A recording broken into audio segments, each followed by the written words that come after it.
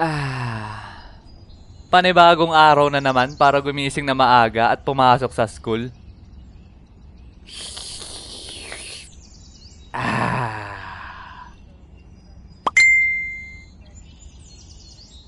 Voice message lang pala ng tropa ko sa GC namin. Kala ko naman kung ano na. Teka, baka importante yun ah. Baka wala kaming pasok.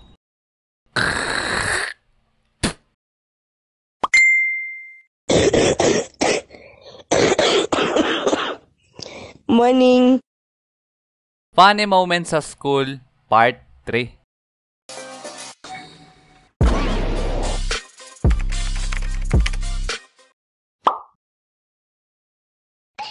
Anong oras na ba? Yun, maaga pa. Makakapaglaro pa ako ng Genshin Impact. Uy, ang nag-sponsor sa ating video ngayon. Yes naman. Para sa mga hindi nakakaalam, ang Genshin Impact ay isang open world game na merong beautiful scenery at relaxing atmosphere na merong engaging storyline. At syempre, mga waifus. At pwede mo ding isama ang iyong mga kaibigan na mahilig din sa waifus na maglaro neto kasi meron itong co-op mode. Kaya pwede nyong explore ang mga region dito sa mundo ng Teyvat na magkasama. At dahil lumabas na ang version 4.0 ng Genshin Impact ay lalo itong gumanda. Kasi meron ng bagong teritoryo na i-explore at bagong nation na aalamin. At ito ay ang Hydro Nation of Fontaine. Kaya maglagi na kayo para mag-explore at i-claim ang version 4.0 maintenance and compensation of 600 Primo Gems. At meron pang iba. Meron na mga bagong challenging bosses na talaga namang matetes ang ating skills. At meron na din mga bagong artifacts na pagkakaabalahan natin kolektahin. At hindi pa dyan nagtatapos. Kasi meron na din bagong exploration style na pwede ka mag-swimming underwater.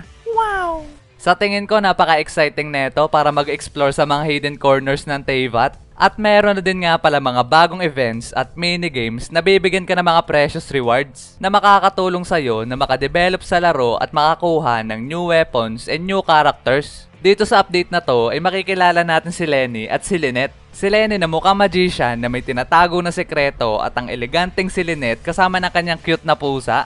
Kaya kung ako sa'yo ay magsisimula na ako maglaro neto at gamitin mo na din ang link sa description box below para i-download ang Genshin Impact at pwede ka din makapag-redeem ng code para magkaroon ka ng 60 Primo Gems at 5 Adventurer Experience. Kaya ano pang hinihintay nyo mga repa? Arat na maglaro! Thank you Genshin Impact for sponsoring this video. Okay. Ngayon mga repa ay magkwekwento ulit ako sa inyo na mga nakakatawang karanasan ko dati sa school. At para naman sa mga minamahal kong batang manonood, ay wag na wag yung tutularan ang mga ikikwento ko dito. Kung ayaw nyo mapagalitan kayo ng mga magulang nyo. Kasi pawang mga eksperto lang ang mga nakakagawa neto. Isa din ba kayo ng mga tropa mo na mahilig din magsumpitan gamit ng istro? Kasi kami dati, kada pagkatapos namin uminom ng coke o kahit ano man yan, basta magkaroon kami ng istro sa kamay, ay basta-basta na lang kami nagsusumpitan. Tapos papel ang ginagamit namin pambala nun. Pero hindi yun yung basta papel lang, kundi yung papel na merong halong laway. Ang gagawin kasi namin nun ay isusubo namin yung papel tapos babasain namin ng laway. Tapos uhulmahin namin yun ng pabilog. At pagkatapos nun ay diretsong sumpit na agad namin yun gamit ng istro. Talaga naman dikit yung papel kahit saan dahil sa laway. Kung gusto mo pa nga yung may extra poison damage sa plema mo basain yung papel mo. Pasintabi po sa mga nakakain dyan. One time nga nung wala kaming klase, pinagtripan ng kaibigan ko yung isa ko pang kaibigan na mapayapa lang na nakaupo dun sa gilid. Uy Rio, pengi nga ng papel dyan sa notebook mo. Oh, ano bang gagawin mo dyan? Tingin ka kay Jograt. Walang himala! Talaga naman lap trip kami noong mga oras na yon. At pagkatapos nun, ay nagirahan na kami dun sa room. Talagang pasensya na lang sa matatamaan ng ligaw na bala. Nasermonan pa nga kami ng malala ng advisor namin noon dahil sa mga pinagagagawa namin sa sumpit na yon. Noong mga panahon kasi na yon, wala kaming teacher kasi umatin sa meeting. Tapos ang ginawa ng isa kong kaibigan ay pinagsusumpit yung orasan namin. Oy mga chong, tinan nyo tatamaan ko yung number 12 sa orasan. Ako tingnan nyo, tatamaan ko yung number 1. Tapos nagyabangan na kami na nagyabangan nun hanggang napuno na ng papel yung orasan. Uy guys, nandyan na si ma'am. Nanda to? Okay, magsibalik na kayo sa inyong upuan at itutuloy na natin ang ating klase. Sa tingin ko meron pa tayong oras para i-discuss ang ating Sinong Judas Barabas Hestas ang gumawa niya sa ating orasan? Ma'am, si Nario po kanina, pinagsusumpit yan nung wala kayo. Shhh! Huwag kang maingay! At yun, nasermonan kami ng malala, tapos pinaglinis pa kami ng classroom pagkatapos ng klase.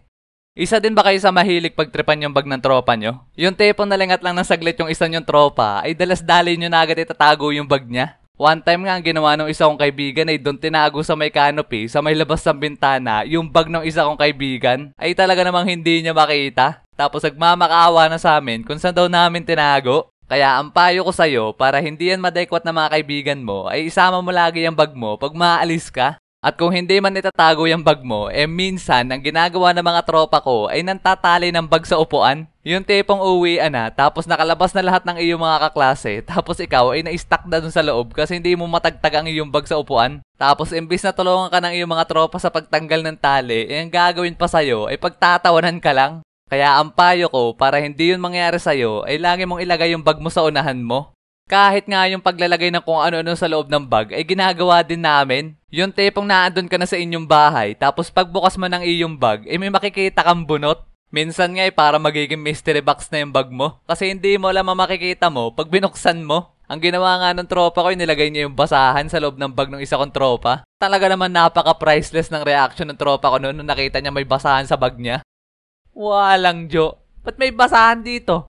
Pero ang pinaka hindi ko talaga malilimutan sa lahat ay nung nilagyan ng bato ng tropa ko yung walang laman na baunan ng isa ko pang tropa. At nung kinabukasan ay tawa kami ng tawa nung kunento ng kaibigan namin na pinagalitan daw siya ng kanyang mama nung nakitang puro bato laman ng baunan niya. Talaga namang ang tagal daw niyang pinagalitan nun. Kaya dati talaga hindi namin maiwa-iwanan ang bag namin kasi mapapagtripan talaga ng wala sa oras.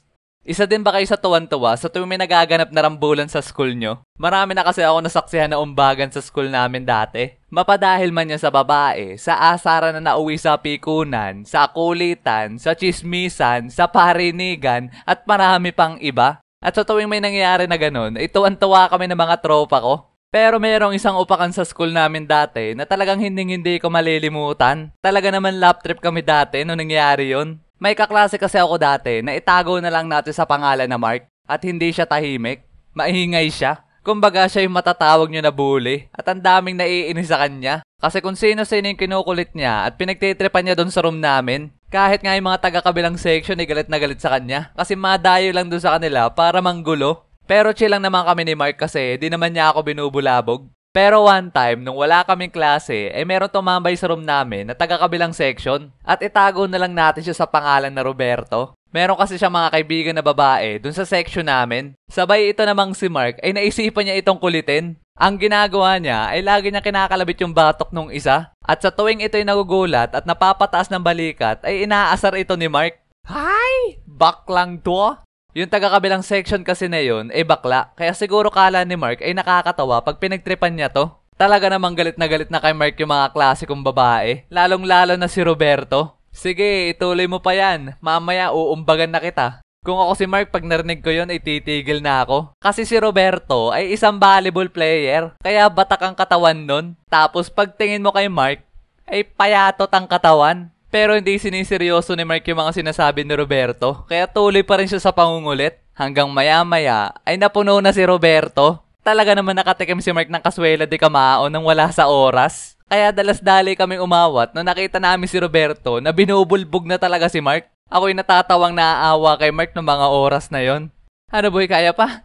Ang kulit mo kasi. Gamita ko tuloy na combo. Tapos simula nun, nabawas-bawasan na yung pagiging bully ni Mark. Kasi siya na yung naging madalas na binubully. Tapos ang pang-asar sa kanya ay nabugbog daw ng bakla. Kaya para sa ating mga batang manonood, wag na wag kayong mambubuli. Kasi karma is real.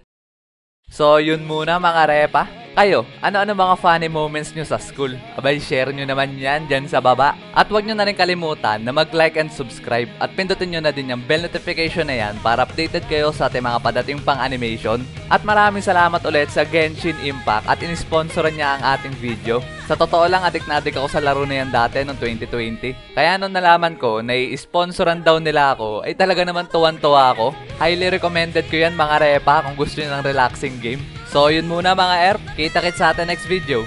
Peace!